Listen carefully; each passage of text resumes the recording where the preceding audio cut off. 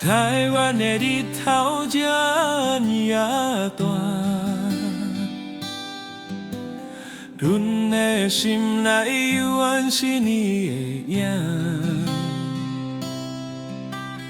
你小台语歌，照甲阮的囝，毋知你敢有听着阮的心声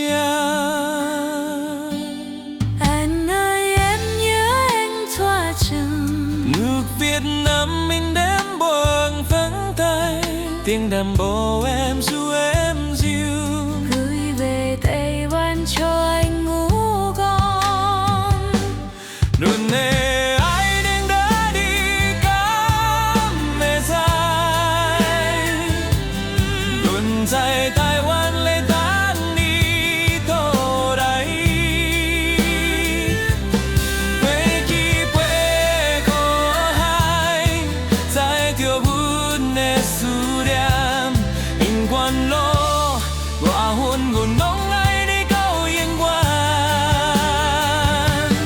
Em sẽ quay về với anh, Đôi ta mãi mãi không rời xa, yêu nhau qua bao tháng ngày, hẹn ước thấy bọn mình chung đôi.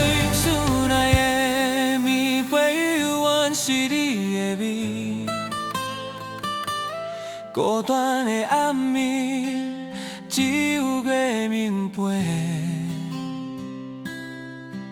lúc này hò hò chào có ca kỳ, 但你回来，咱再相依偎。